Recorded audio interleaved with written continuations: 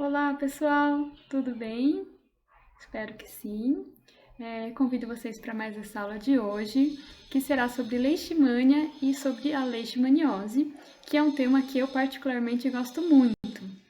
Eu tenho certeza que você já conhece esse parasito, ou pelo menos já ouviu falar, né, de leishmaniose, porque a leishmaniose é uma parasitose muito importante no nosso meio. E aí eu tentei focar nessa aula os aspectos mais importantes da doença, né, como as manifestações clínicas, a patogenia, o diagnóstico e o tratamento humano, tá? Mas tem muito mais coisa para ser abordado, né, por exemplo, na medicina veterinária, que não foi possível abordar, né, em detalhes nessa aula. Eu também vou falar um pouco sobre alguns aspectos importantes do parasito, né, da biologia do parasito, como, por exemplo, o ciclo de vida, né, os reservatórios, os aspectos morfológicos que têm importância para vocês entenderem toda a patogenia, e um pouquinho sobre a interação do parasita com o seu hospedeiro. Então, vamos lá!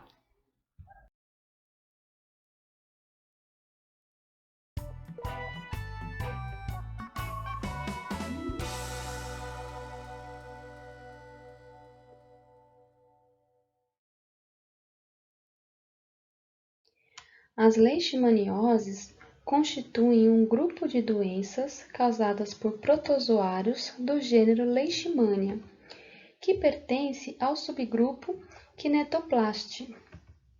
Mais de 20 espécies desse gênero foram descritas como agentes etiológicos de doenças humanas.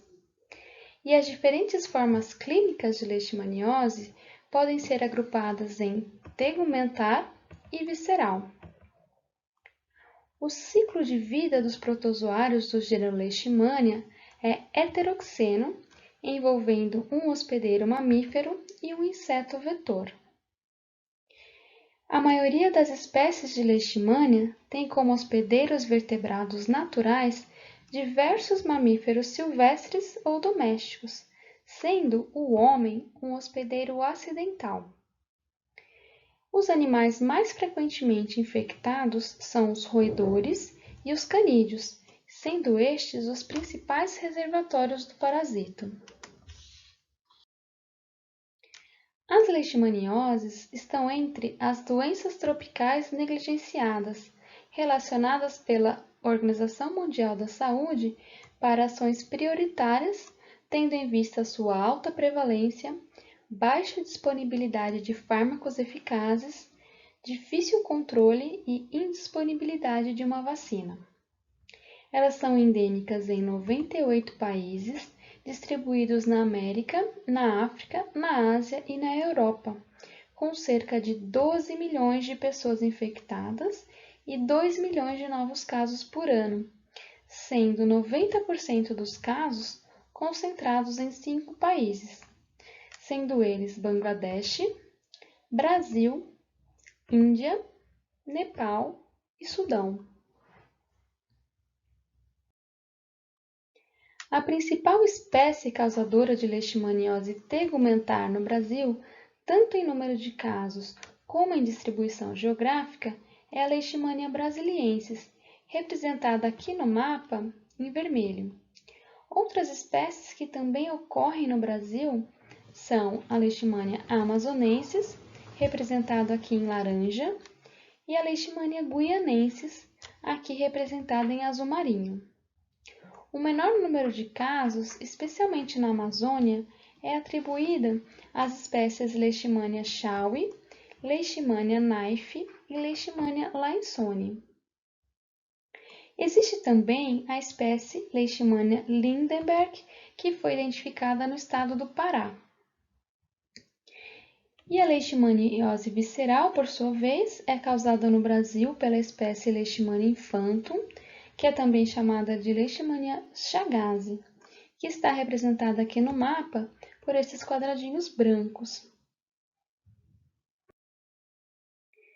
São conhecidas 3 formas mais comuns de leishmaniose tegumentar: a leishmaniose cutânea, a leishmaniose mucosa e a leishmaniose difusa, que eu vou mostrar para vocês em mais detalhes nos próximos slides. A forma mais comum de leishmaniose tegumentar é a forma cutânea, que é também chamada de leishmaniose tegumentar localizada. A úlcera típica de leishmaniose cutânea, ela é indolor e costuma se localizar em áreas expostas da pele. Ela tem um formato arredondado e as suas bordas são bem delimitadas e elevadas e possuem um fundo avermelhado com granulações grosseiras. A infecção bacteriana associada pode causar dor local e produzir um exudato seropurulento. Caso não tratadas, as lesões geralmente tendem à cura espontânea e costumam deixar cicatrizes no local. Elas são conhecidas popularmente no Brasil como úlcera de Bauru e são causadas principalmente pela Leishmania brasiliensis, pela Leishmania amazonensis e pela Leishmania guianensis. A leishmaniose mucosa, também chamada de mucocutânea, se expressa por lesões destrutivas localizadas nas mucosas das vias aéreas superiores. A forma clássica de leishmaniose mucosa é secundária à lesão cutânea. E a maioria dos pacientes que desenvolve esta forma de leishmaniose apresenta uma resposta exacerbada do tipo 1, que promove então a destruição do tecido. Na evolução da infecção, pode haver a perfuração do palato e da faringe, com comprometimento da fala e dificuldade na deglutição, o que pode levar à desnutrição.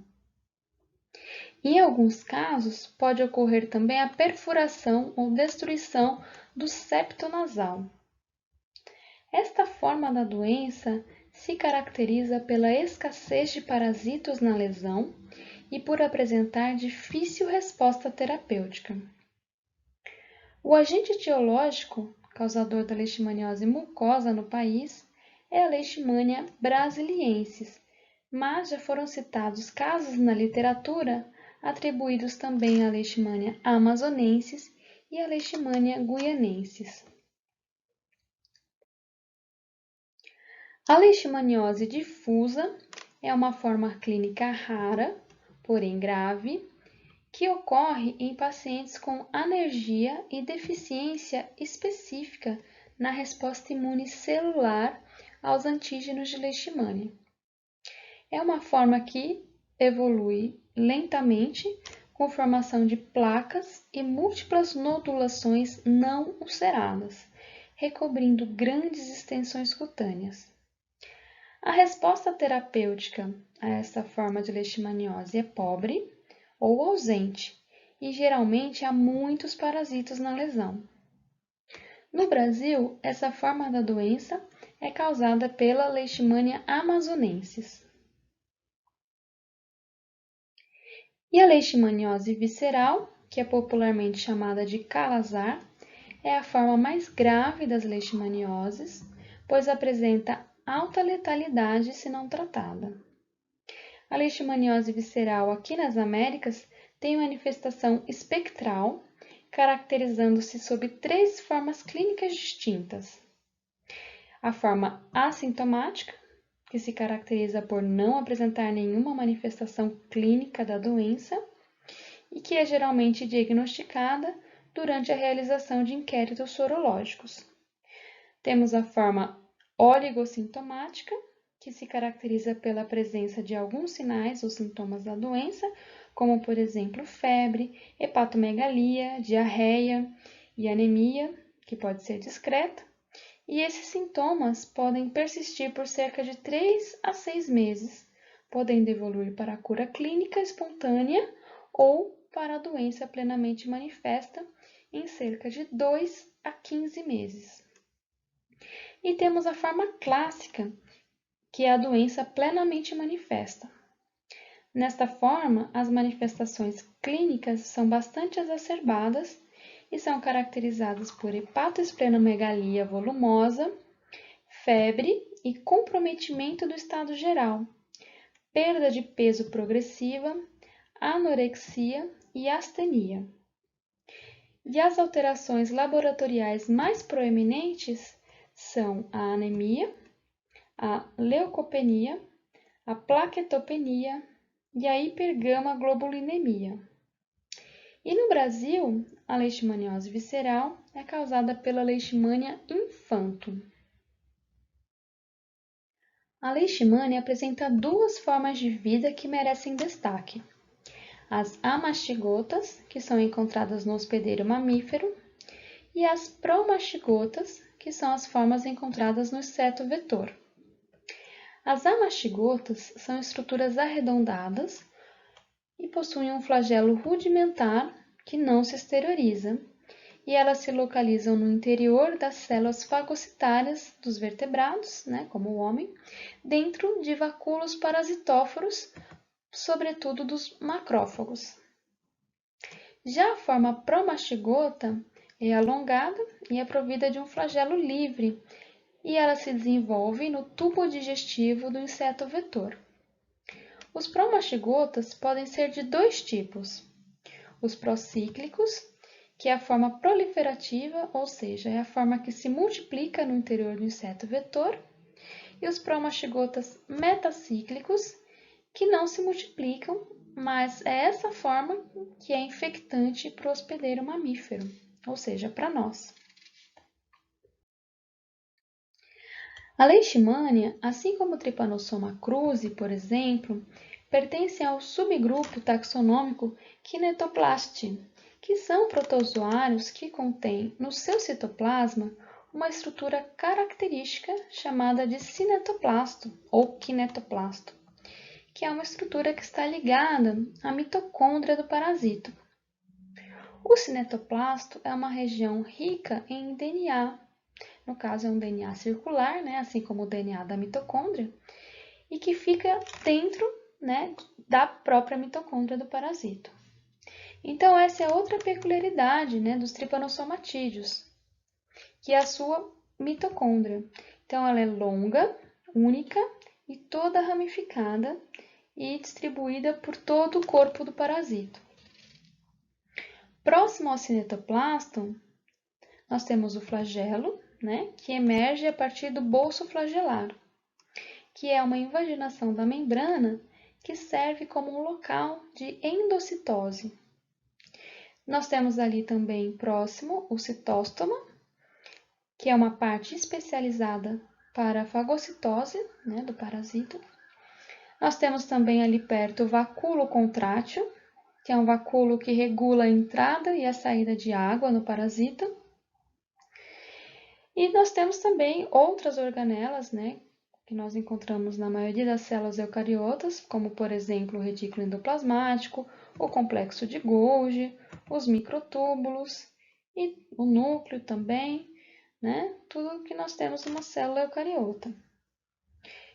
Outras peculiaridades, que eles têm são os glicossomos, que são organelas essenciais que participam da regulação metabólica que eles necessitam, para se adaptar aos diferentes ambientes que eles encontram, nos hospedeiros. Eles possuem também reservossomos, que são organelas de estoque de macromoléculas que são ingeridas, E eles também possuem ácido-calcissomos, que são organelas que têm a capacidade de acumular grande quantidade de íons cálcio e também de outros íons. E são parasitas que se reproduzem de forma assexuada pelo processo chamado de divisão binária, que é quando um indivíduo se divide em dois. Então, aqui só para recapitular as duas formas de vida da leishmania, a forma amastigota, que é encontrada no hospedeiro mamífero, e é uma forma intracelular, que parasita as células do sistema fagocítico mononuclear, principalmente os macrófagos, e o seu flagelo não ultrapassa os limites da célula. E a forma promastigota, que é encontrada no inseto vetor, e possui a forma de promastigota procíclico e promastigota metacíclico. e são as formas que possuem um flagelo livre. Coloquei aqui algumas imagens, né? Essa primeira imagem vocês vão ver no microscópio na aula prática. Então, vocês podem observar aqui alguns macrófagos infectados com a mastigota de leishmania. Aqui, então, essas bolas grandes aqui, que estão apontadas nas setas, são os núcleos dos macrófagos. E essas bolinhas menores, onde eu coloquei aqui alguns asteriscos, são os amastigotas. E aqui nessa outra imagem de microscopia, né, nessa lâmina, vocês vão ver os promastigotas. Eu sei que são promastigotas por causa da posição do cinetoplasto, que é esse pontinho aqui, onde está a seta vermelha, e que fica entre o núcleo e o flagelo, né, mais próximo da região anterior do parasito.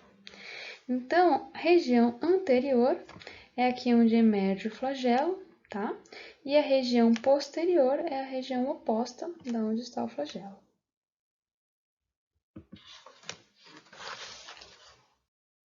Vamos então ver como é o ciclo de vida da leishmania. Bom, a infecção do flebotomínio fêmea ocorre mediante a ingestão de sangue contaminado de um hospedeiro mamífero. Os amastigotas ingeridos junto com o sangue se diferenciam rapidamente em formas promastigotas procíclicas, que sobrevivem no meio extracelular e passam a se multiplicar por divisão binária. Eles se nutrem do conteúdo intestinal do inseto e, à medida que os nutrientes do tubo digestivo do inseto se tornam escassos, ocorre a diferenciação dos promastigotas procíclicos em promastigotas metacíclicos. Essa diferenciação se traduz em mudanças morfológicas, como, por exemplo, o aumento da extensão do flagelo. E este promastigota metacíclico é incapaz de se multiplicar, devendo ser inoculado no hospedeiro mamífero para dar continuidade ao ciclo. Os promastigotas metacíclicos são então injetados no mamífero pela picada do inseto. Então, os neutrófilos e macrófagos, eles farão a fagocitose desses promastigotas. E esses promastigotas vão sobreviver no interior do vacúolo fago-lisossômico, inativando as enzimas lisossomais. O pH ácido e o aumento drástico da temperatura ao passar do inseto, né, que está ali a temperatura ambiente, para o mamífero, que tem uma temperatura corpórea em torno de 37 graus, isso vai funcionar como sinal desencadeador de uma nova transformação do parasito. Então, eles passam agora para a forma de amastigota. Os amastigotas, eles começam então a se multiplicar, também por divisão binária, até que a quantidade de amastigotas intracelulares seja suficiente para romper a célula hospedeira. Neste momento, as amastigotas são liberadas no meio extracelular e podem ser então fagocitadas por outros macrófagos ou podem então migrar por via hematogênica para outros órgãos do hospedeiro mamífero.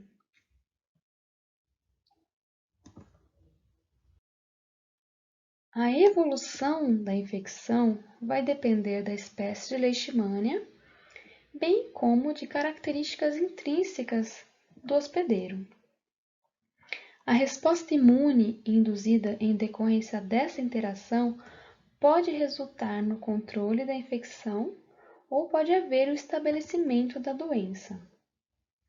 No local onde os flebotomínios regurgitam as formas promastigotas, junto com a saliva na pele do hospedeiro, pode desenvolver uma pápula. Há evidências de que os componentes da saliva do vetor participem da interação da leishmania com o hospedeiro, podendo até mesmo influenciar o curso clínico da doença. As células envolvidas na resposta imune inata, como os macrófagos e os neutrófilos, bem como o balanço entre a resposta pró- e anti-inflamatória, têm um papel importante no desfecho da infecção. Na leishmaniose tegumentar, Os parasitas são então fagocitados pelos macrófagos da pele, os estiócitos, e se transformam em amastigotas e passam então a se multiplicar até destruírem a célula hospedeira. Todo esse processo imune desencadeado ali acarreta na formação de um infiltrado inflamatório e então aquela pápula inicial formada no local da picada tende a formar uma úlcera. Pode então ocorrer a disseminação do parasita que foi internalizado nos macrófagos e nas células dendríticas por via hematogênica e por via linfática. Após alguns meses, aquela úlcera pode então cicatrizar espontaneamente ou mesmo após o tratamento. Mas mesmo após a cicatrização, são frequentemente encontrados parasitos viáveis no tecido subcutâneo e nos linfonodos. Já na leishmaniose visceral, as amastigotas vão se multiplicar principalmente nas células de Kupffer do fígado e nas células do sistema fagocítico mononuclear, principalmente do baço, da medula óssea e dos linfonodos. Bom, então as manifestações clínicas observadas na leishmaniose visceral, como por exemplo a esplenomegalia, a hepatomegalia e as alterações na medula óssea, são devidas à hiperplasia e à hipertrofia do sistema macrofágico, que vão sendo comprimidos e vão substituindo as estruturas normais. Então, a anemia, a leucopenia e a plaquetopenia são os resultados desse processo. Os vetores responsáveis pela transmissão das leishmanioses são as fêmeas de flebotomíneos, que são insetos da ordem Diptera. No Velho Mundo, os vetores pertencem ao gênero Phlebotomus. E nas Américas, pertencem ao gênero Lutzomia, compreendendo mais de 30 espécies.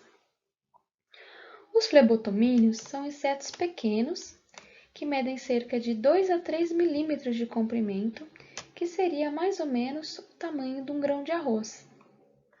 Eles possuem um corpo delgado e amarelado e são revestidos de cerdas.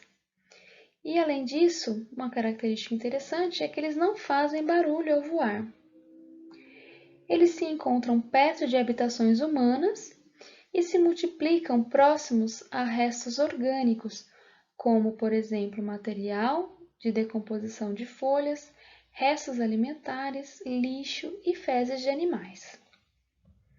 Os ovos desses insetos são encontrados em tocas de animais, no tronco de árvores, em orifícios nas paredes, em abrigos de animais peridomésticos, como por exemplo galinheiros e estábulos, ou mesmo próximos a depósitos de lixo. Os adultos são mais ativos ao amanhecer e ao entardecer, sendo que apenas as fêmeas se alimentam de sangue. A principal espécie transmissora da leishmaniose visceral no Brasil é a Lutzomia longipalpis, e eles são conhecidos popularmente como mosquito palha, tatuquira, cangalinha e birigui. Até o fim do século passado, a leishmaniose visceral era considerada uma doença associada aos cenários rurais, principalmente da região Nordeste, e a populações economicamente vulneráveis. Na década de 80, estabeleceu-se a chamada urbanização da leishmaniose visceral, que é entendida como a chegada da doença aos grandes centros, às metrópoles brasileiras. Este fato se explica por vários fatores, como, por exemplo, a migração de pessoas com seus animais de estimação lá das áreas endêmicas para as grandes cidades, a ocupação do homem das áreas periurbanas, onde já existia um inseto vetor em busca de locais de moradia e de trabalho, e ao surgimento da infecção pelo HIV, que pode ter também contribuído com esse fenômeno, aumentando a quantidade de pessoas suscetíveis à doença em razão do estado de imunossupressão. Atualmente, são registrados em média 3.500 novos casos de leishmaniose visceral por ano aqui no Brasil, respondendo aproximadamente a 90% dos casos da doença nas Américas. E apresenta aqui uma letalidade que tem variado de 6 a 8% nos últimos anos. Observe aqui a atual distribuição espacial da leishmaniose visceral no Brasil, onde cada pontinho aqui nesse mapa corresponde a um caso. Percebam que a região Nordeste concentra a maioria dos casos, mas há ainda registro de casos em vários estados. A leishmaniose é uma zoonose, ou seja, ela é uma doença que tem no seu ciclo de transmissão a participação de um reservatório animal. Esses reservatórios podem ou não apresentar sinais clínicos, os quais muitas vezes passam despercebidos e convivem com os seres humanos nas áreas onde há transmissão da doença. Como principal reservatório doméstico da leishmaniose visceral, nós temos o cão, que cumpre um papel importante no ciclo de transmissão da doença nas áreas urbanas. No cão, o tempo de incubação da doença, que é o tempo desde a infecção até o desenvolvimento dos sinais clínicos, é de cerca de 3 a 7 meses. Da mesma forma que acontece nos humanos, nem todos os cães infectados desenvolvem a forma clínica, com sintomas. Os cães infectados podem, então, permanecer assintomáticos por longos períodos de tempo e, mesmo assim, serem infectivos para os insetos vetores, podendo transmitir a doença para os seres humanos. Nas regiões onde há transmissão de leishmaniose visceral, os cães com suspeita da doença devem ser levados para fazer exames com o médico veterinário para que ele examine clinicamente o animal e solicite exames complementares para saber se ele está sadio, se ele está infectado sem sinais clínicos ou se ele está infectado com sinais clínicos de leishmaniose visceral. E muito se diz sobre o papel das galinhas e dos galinheiros para o risco de transmissão da leishmaniose visceral. Sabe-se que as aves, em geral, atraem o inseto vetor e são sua principal fonte de sangue para a alimentação das fêmeas dos flebotomíneos. Mas as aves não desenvolvem a doença, nem são reservatórios do parasito. Os métodos mais frequentemente utilizados no diagnóstico laboratorial da leishmaniose são os exames parasitológicos, que são aqueles que se baseiam na demonstração de formas amastigotas no tecido infectado. Na leishmaniose tegumentar, o material a ser examinado é obtido por biópsia, punção ou escarificação de lesões cutâneas ou mucosas. Já na leishmaniose visceral, o material é obtido por aspiração da medula ou do fígado ou do baço.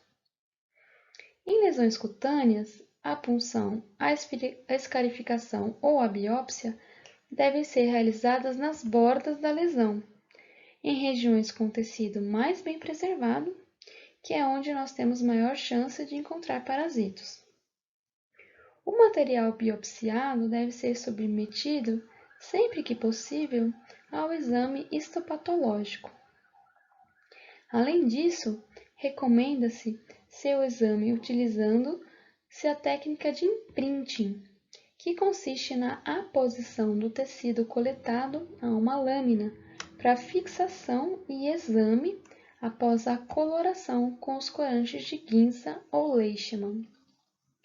O material obtido por punção na leishmaniose visceral também é utilizado para o preparo de esfregaços, que são também examinados após a coloração com os mesmos corantes de Leishman ou Ginsa. Só que encontrar as formas amaxigotas no interior de macrófagos não é uma tarefa assim tão fácil, né?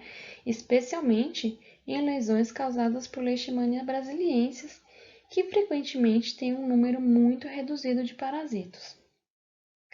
E outra desvantagem do exame direto é que a visualização microscópica dos parasitos não permite a diferenciação das espécies, né?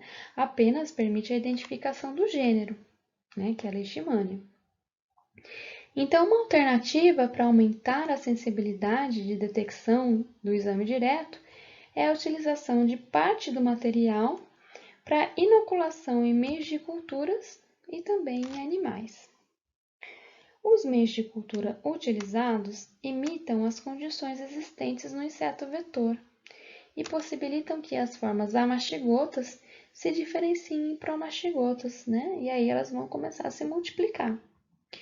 Daí então pode ser feita a determinação da espécie, né, nos centros de referência que fazem o diagnóstico das leishmanioses. Então eles podem empregar diferentes técnicas e aí conseguir definir qual é a espécie, né, do parasita que está causando aquela lesão.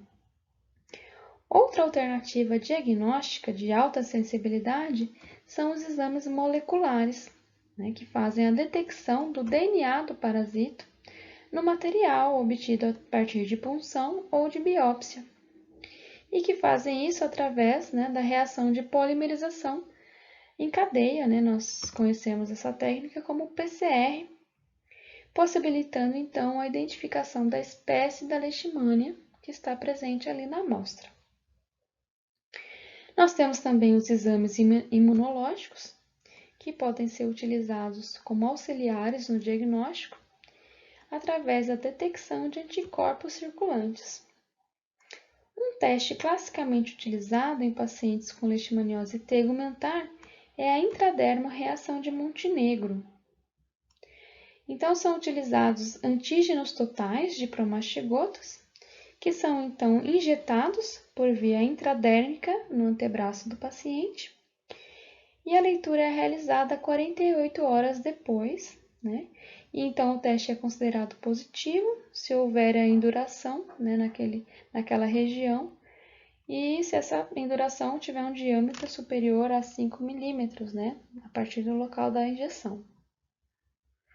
E a positividade da reação de Montenegro é geralmente alta em pacientes com leishmaniose cutânea, exceto nos pacientes infectados por leishmania amazonensis. E essa reação é negativa nos pacientes com leishmaniose visceral, tornando-se positiva após o tratamento bem-sucedido. A utilização de antígenos totais de promastigotas em técnicas sorológicas clássicas, como por exemplo a reação de imunofluorescência indireta e o imunoensaio enzimático, resulta em grande proporção de resultados falso positivos. Observam-se reações cruzadas em pacientes com doença de Chagas, por exemplo, com tuberculose, sífilis e malária, entre outras. Porém, recentemente vêm sendo utilizados antígenos recombinantes purificados em ensaios sorológicos com a melhora da especificidade, como é o caso, por exemplo, né, do RK39, que é uma proteína recombinante. Como exames auxiliares no diagnóstico da leishmaniose visceral, nós temos o hemograma e a dosagem de proteínas séricas, que poderão então indicar a pancitopenia e uma forte inversão da relação albumina-globulina. Os medicamentos de primeira escolha empregados na terapêutica das leishmanioses são os antimoniais pentavalentes, né? Então, eles são usados como primeira escolha em todos os pacientes aqui no Brasil, exceto, né, nos pacientes infectados com HIV e as gestantes. Aqui eu coloquei essa imagem, né, do composto antimônio, que está presente lá na tabela periódica, e é este elemento, né, que é usado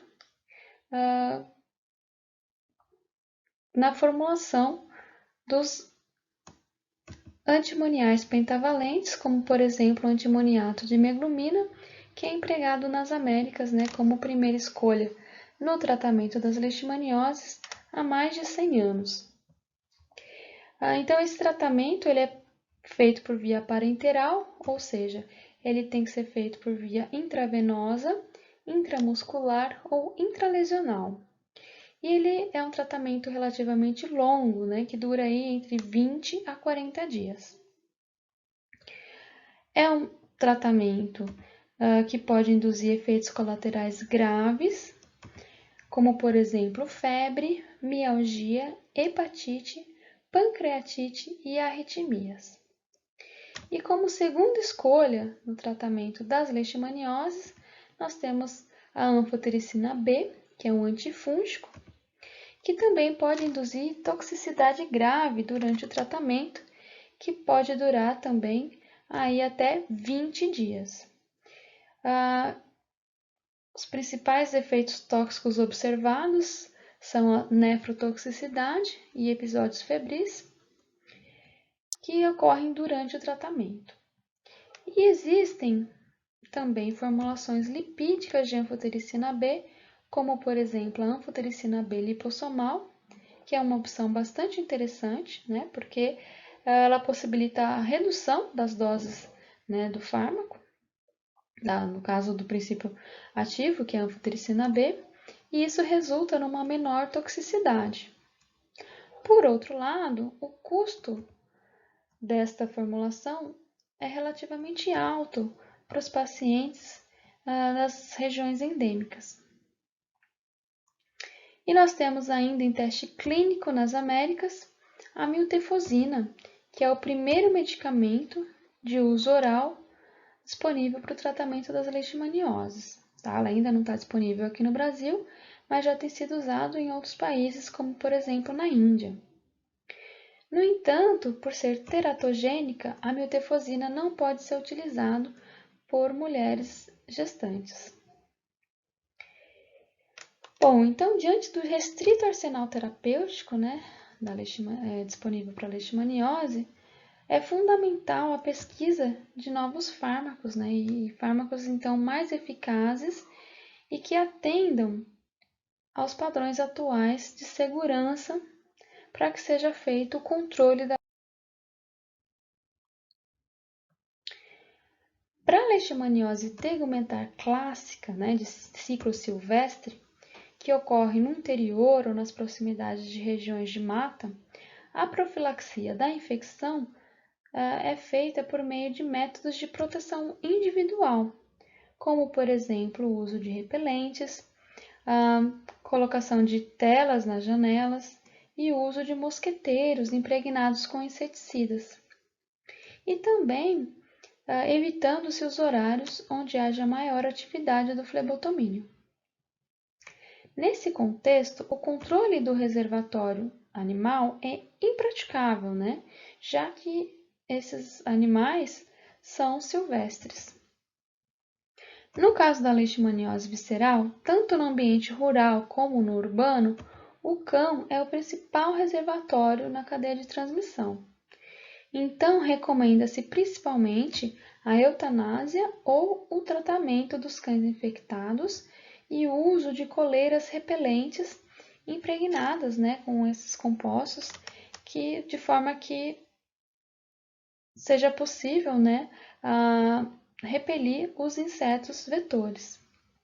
Então, essas coleiras têm que ser usadas de forma ininterrupta, já que a efetividade, né, dos cães para os flebotomínios pode ocorrer mesmo após a melhora clínica do cão, né, após o tratamento, e podendo manter os cães como reservatórios do parasito, o que representa um risco para as populações humanas e também caninas. A aplicação de inseticidas de efeito residual em habitações pode reduzir a transmissão, especialmente nas áreas urbanas, e também a utilização de mosquiteiros impregnados com inseticidas. Os casos de leishmaniose humana são de notificação compulsória ao Ministério da Saúde e essa medida propicia a identificação de novos focos de transmissão da doença e, consequentemente, o início das ações de controle. As medidas de controle ambiental, como a remoção dos criadouros dos vetores, como por exemplo lixo, detritos vegetais e animais, podem reduzir a população dos flebotomíneos.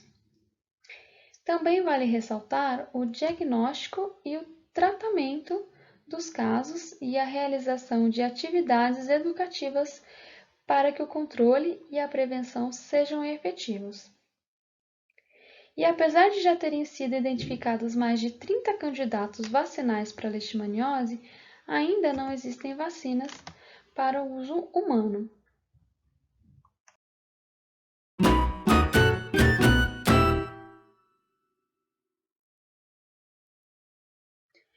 As leishmanioses são causadas por protozoários do gênero Leishmania, cujas formas clínicas podem ser agrupadas em leishmaniose tegumentar e visceral. O diagnóstico é clínico, epidemiológico e laboratorial, e neste último baseia-se principalmente em exames parasitológicos e imunológicos. No Brasil, os medicamentos utilizados para o tratamento são os antimoniais pentavalentes e a anfotericina B. E as medidas de prevenção e controle consistem principalmente no controle dos vetores e no controle dos reservatórios. Bom, pessoal, então essas são as referências principais que eu me baseei para criar essa aula e eu recomendo para quem quiser ler e saber um pouquinho mais. E sobre a aula de hoje, né, como eu disse no primeiro slide, eu tentei focar em alguns aspectos que eu julgo mais importantes para vocês, porque claro que não dá para falar sobre tudo que envolve esse tema em uma única aula. Então, eu tentei focar nos pontos mais gerais, né, mais importantes, mas caso vocês queiram saber um pouco mais sobre esse assunto ou sobre algum assunto específico que envolva a leishmaniose, deixa seu comentário e eu posso criar posteriormente outras aulas, né, com assuntos mais específicos, com outras informações que vocês queiram saber, tá bom? Então, comentem, curtam, se inscrevam no canal para que eu possa continuar postando aulas aqui para vocês. E se quiserem mais material sobre parasitologia, me sigam no Instagram, né? O meu Instagram é estudeparasitologia, ou melhor, estude.parasitologia, tá? Se tiverem alguma dúvida, né, podem me escrever por lá, ou entrem em contato comigo por e-mail também, lá vocês vão ter todos os meus contatos, tá bom? Um abraço e até a próxima. Tchau, tchau!